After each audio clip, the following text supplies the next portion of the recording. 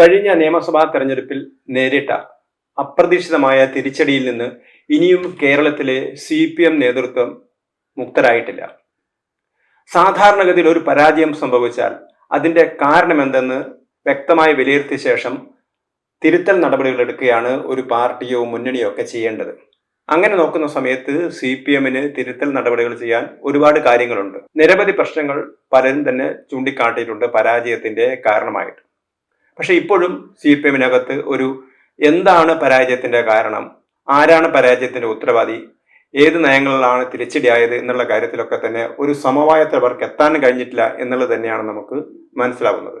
കഴിഞ്ഞ ഏതാനും ദിവസങ്ങളായിട്ട് CPMന്റെ നേതാക്കന്മാർ പതിവിന് വിരുദ്ധമായി പരസ്യ പ്രസ്താവനകൾ, അത് ഫേസ്ബുക്ക് പോസ്റ്റ് ആയാലും പ്രസംഗങ്ങളായാലും പ്രസ്താവനകളായാലും പാർട്ടി നിലപാട് എന്താണ് എന്നുള്ളതിനെ കുറിച്ച് വ്യക്തമായ ധാരണയില്ലാതെ പരസ്പര വിരുദ്ധമായി അഭിപ്രായ പ്രകടനങ്ങൾ നടത്തുന്ന കാര്യമാണ് നമുക്ക് കാണാൻ കഴിയുന്നത്. സാമൂഹ്യ മാധ്യമങ്ങളിലൂടെ പലരും CPMന് ഇതിനു മുമ്പും തിരിച്ചടികൾ ഉണ്ടായിട്ടുണ്ട്. 1977 തിരിച്ചടി ഉണ്ടായിട്ടുണ്ട്. അതിനുശേഷം പലതവണ തിരിച്ചടി ഉണ്ടായിട്ടുണ്ട്. ആ തിരിച്ചടിയിൽ നിന്നൊക്കെ പാർട്ടി തിരിച്ചു വന്നു, ഉയർന്നു വന്നു. അതുപോലെ തന്നെ ഇത്തവണയും വരും എന്നൊക്കെ വീരവാദം മുഴക്കുന്നുണ്ടെങ്കിലും എന്തുകൊണ്ടാണ് പാർട്ടി പരാജയപ്പെട്ടത് എന്നുള്ളതിനെ കുറിച്ചുള്ള പലതരത്തിലുള്ള വ്യാഖ്യാനങ്ങളാണ് വരുന്നത്. യഥാർത്ഥത്തിൽ പാർട്ടി പരാജയപ്പെട്ടത് പിണറായി വിജയന്റെ നേതൃത്വം കൊണ്ടാണെന്ന് അത് പരസ്യമായിട്ട് പറയാനുള്ള ധൈര്യം ഇപ്പോഴും പല നേതാക്കന്മാർക്കും ഇല്ല എന്നുള്ളതാണ് സത്യം. അതേപോലെ തന്നെ തിരുത്തൽ നടപടികൾ എടുക്കാനുള്ള ആർജവം ഇപ്പോഴും പാർട്ടി നേതൃത്വം കാണിക്കുന്നില്ല. നമുക്കറിയാം CPMന് ഏറ്റവും അധികം കനത്ത ആഘാതമുണ്ടായത് ഒന്ന് പയ്യന്നൂരിലും മറ്റൊന്ന് തളിപ്പറമ്പിലുമാണ്. കാരണം ഇത് രണ്ടും CPMന്റെ ശക്തി കേന്ദ്രങ്ങളായിരുന്നു. 1,00,000 വോട്ടിന് വരെ പാർട്ടി ജയിച്ചിരുന്ന മണ്ഡലങ്ങളായിരുന്നു, അല്ലെങ്കിൽ കമ്മ്യൂണിസ്റ്റ് പാർട്ടിയുടെ കോട്ട കൊത്തളങ്ങൾ എന്നറിയപ്പെടുന്ന സ്ഥലങ്ങളായിരുന്നു.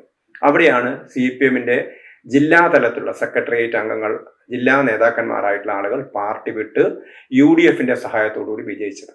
അതുപോലെ തന്നെ കേരളത്തിലെ CPMന്റെ ഏറ്റവും മുതിർന്ന നേതാക്കന്മാരിൽ ഒരാളായ SFI രൂപീകരിക്കുന്ന സമയത്ത് തന്നെ അതിന്റെ സംസ്ഥാന പ്രസിഡന്റായിരുന്ന G. സുധാകരൻ പാർട്ടി സംസ്ഥാന സെക്രട്ടേറിയറ്റ് അംഗമായിരുന്നു, 2 തവണ മന്ത്രിയായിരുന്നു, ദീർഘകാലം MLA ആയിരുന്നു. അങ്ങനെ അനിഷേധ്യനായ നേതാവായിരുന്നു G. സുധാകരൻ. ആ G. സുധാകരൻ സ്വതന്ത്രമായി മത്സരിക്കുന്നു. UDFന്റെ പിന്തുണയോടുകൂടി അദ്ദേഹം ജയിക്കുന്നു. അപ്പൊ ഇത്ര വലിയൊരു തിരിച്ചടിയാണ് CPMനെ സംബന്ധിച്ചിടത്തോളം. അതൊരു സംഘടനാപരമായും കൂടിയുള്ള ഒരു തിരിച്ചടിയാണ്. കാരണം പാർട്ടി പ്രവർത്തകർ തന്നെയാണ് പാർട്ടിയെ തോൽപ്പിച്ചത്. സാധാരണഗതിയിൽ നമുക്കറിയാം, തെരഞ്ഞെടുപ്പ് വരുന്ന സമയത്ത് 2 മുന്നണികളായിട്ട് കേരളത്തിൽ പരസ്പരം മത്സരിക്കുന്നു. ഓരോ മുന്നണിക്കും കുറെ വോട്ട് കിട്ടുന്നു. പക്ഷേ ഒരു നിഷ്പക്ഷമതികളായിട്ടുള്ള കുറെ ആളുകൾ അവരാണ് ഓരോ ഇലക്ഷനിലും മാറി മാറി വോട്ട് ചെയ്തുകൊണ്ടിരിക്കുന്നത്. പക്ഷെ ഇവിടെ ഇത്തവണ CPMനെ സംബന്ധിച്ചിടത്തോളം അവർക്ക് ഏറ്റവും വലിയ തിരിച്ചടി ഉണ്ടായത് പാർട്ടിക്കകത്ത് നിന്ന് തന്നെയാണ്. പാർട്ടി പ്രവർത്തകർ തന്നെയാണ് ഇതിനെ പാർട്ടിയുടെ വഴി പിഴച്ച പോക്കിന് ഒരുപക്ഷെ UDFനെ ജയിപ്പിക്കാനല്ല, CPMനെ അധികാരത്തിൽ നിന്ന് പുറത്തെടുത്താണ്. കാരണം പാർട്ടിയെ രക്ഷിക്കാൻ LDF അധികാരത്തിൽ പുറത്തു പോയാലേ കഴിയൂ എന്ന് വിശ്വസിച്ചുകൊണ്ടാണ് പലരും CPMന്റെ സ്ഥാനാർത്ഥികൾക്കെതിരായിട്ട്, CPMനെ രക്ഷിക്കാൻ വേണ്ടി അവർ CPM സ്ഥാനാർത്ഥികൾക്കെതിരായിട്ട് വോട്ട് ചെയ്തു. അപ്പം ഇതൊന്നും വ്യക്തമായിട്ട് മനസ്സിലാക്കാതെ, അല്ലെങ്കിൽ മനസ്സിലായിട്ടുണ്ടെങ്കിൽ മനസ്സിലായി എന്ന് നടിക്കാതെയാണ് പലപ്പോഴും CPMന്റെ നിലപാടുകൾ ഇപ്പോൾ, അല്ലെങ്കിൽ അവർ എടുത്തിരിക്കുന്ന തീരുമാനങ്ങൾ എന്ന് നമുക്ക് കാണാൻ കഴിയും. അതുപോലെ തന്നെ എങ്ങനെ പ്രതികരിക്കണം എന്നുള്ള കാര്യത്തിലൊക്കെ തന്നെ പരസ്പര വിരുദ്ധമായ രീതിയിലാണ് പാർട്ടി നേതാക്കളൊക്കെ പ്രതികരിച്ചുകൊണ്ടിരിക്കുന്നത്. ഇപ്പം CPMന്റെ കേന്ദ്ര കമ്മിറ്റി അംഗമായ പുത്തലത്ത് ദിനേശൻ, അതുപോലെ തന്നെ ഏറ്റവും മുതിർന്ന നേതാക്കളിൽ ഒരാളായ A. വിജയരാഘവൻ, ഇവരൊക്കെ പരസ്പര വിരുദ്ധമായ രീതിയിലാണ് പ്രസ്താവനകൾ ഏർപ്പെട്ടിരിക്കുന്നത്. അതുപോലെ തന്നെ ഇപ്പോ പാർട്ടിയുടെ മറ്റൊരു പ്രമുഖ നേതാവായ MV ജയരാജൻ, അദ്ദേഹം കണ്ണൂർ ജില്ലാ സെക്രട്ടറി ആയിരുന്നു. അദ്ദേഹം എന്താണ് പറഞ്ഞത്? അദ്ദേഹം പറഞ്ഞത് ഈ 2 പേർ തിരിച്ചു വരികയാണെങ്കിൽ, ആരൊക്കെ പാർട്ടിയിൽ നിന്ന് പോയിട്ടുണ്ടോ അവരൊക്കെ തിരിച്ചു വരികയാണെങ്കിൽ, തെറ്റി തിരുത്തി തിരിച്ചു വരികയാണെങ്കിൽ അവരെ സ്വീകരിക്കണം എന്നുള്ള ഒരു നിലപാടാണ് അദ്ദേഹം സ്വീകരിച്ചത്. പക്ഷെ ഉടൻ തന്നെ പാർട്ടി സംസ്ഥാന സെക്രട്ടറി MV ഗോവിന്ദൻ അദ്ദേഹം അതിനെ തള്ളിപ്പറയാണ് ചെയ്യുന്നത്. അദ്ദേഹം പറഞ്ഞു ഇവരൊക്കെ തന്നെ വർഗ വഞ്ചകരാണ്. അപ്പൊ പാർട്ടി വഞ്ചകരല്ല, വർഗ വഞ്ചകരാണ് എന്ന് പറഞ്ഞത്. അതായത് പയ്യന്നൂരിൽ ജയിച്ച കുഞ്ഞികൃഷ്ണനും അതുപോലെ തന്നെ തളിപ്പറമ്പിൽ ജയിച്ച ഗോവിന്ദനും ഒക്കെ തന്നെ. ഇവിടെ MV ജയരാജൻ മറ്റൊരു കാര്യം കൂടി പറയുന്നുണ്ട്. തളിപ്പറമ്പിലും പയ്യന്നൂരിലും തോറ്റത് സ്ഥാനാർത്ഥി നിർണയത്തിലെ പിഴവാണ് എന്നുള്ളതാണ് MV ജയരാജനെ പോലുള്ള ഇപ്പോഴത്തെ നേതൃത്വത്തെ വിമർശിക്കുന്നു എന്ന് നമ്മൾ മനസ്സിലാക്കേണ്ട ആളുകളൊക്കെ തന്നെ പറഞ്ഞത്. അവർ പറഞ്ഞത് എന്താണ്?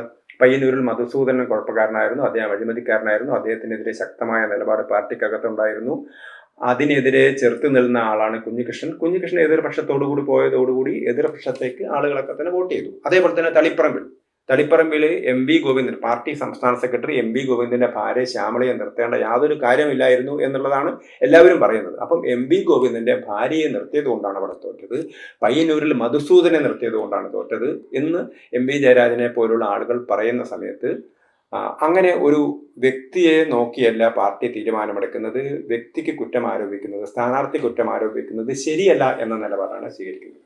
അപ്പം പിണറായി വിജയനും MV ഗോവിന്ദനും ഒരു ഭാഗത്ത് നിൽക്കുന്നു, മറുഭാഗത്ത് MV ജയരാജനും അതേപോലുള്ള നേതാക്കളും.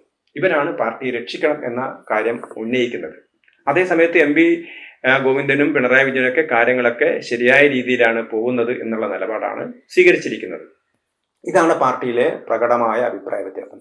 അതുപോലെ തന്നെ നമുക്കറിയാം, ഏറ്റവും ഒടുവിൽ വിഴിഞ്ഞത്തെക്കുറിച്ചൊക്കെയുള്ള വിഷയത്തിൽ വിഴിഞ്ഞത്തിൻ്റെയൊക്കെ നേട്ടം സർക്കാരിൻ്റെതാണ് എന്ന് പറയുന്ന സമയത്ത് ദേശാഭിമാനി ഒരു റിപ്പോർട്ട് നൽകിയിരുന്നു. ആ റിപ്പോർട്ടിനെ തള്ളിപ്പറയുന്ന രീതിയിലാണ് ഇപ്പോൾ പിണറായി വിജയനൊക്കെ സംസാരിക്കുന്നത്. അപ്പം അത് പാർട്ടി ലേഖകനെ തെറ്റുപറ്റിയതാണ് എന്നുള്ള രീതിയിലേക്കാണ്, അത് പാർട്ടിയുടെ തെറ്റല്ല, പാർട്ടി മുഖപത്രത്തിന്റെ തെറ്റാണ് എന്നുള്ള രീതിയിലേക്കാണ് പിണറായി വിജയൻ വന്നുകൊണ്ടിരിക്കുന്നത്. ഇപ്പോൾ പാർട്ടി അഖിലേന്ത്യാ ജനറൽ സെക്രട്ടറി MA ബേബിയും അഭിപ്രായ പ്രകടനം നടത്തുന്നുണ്ട്.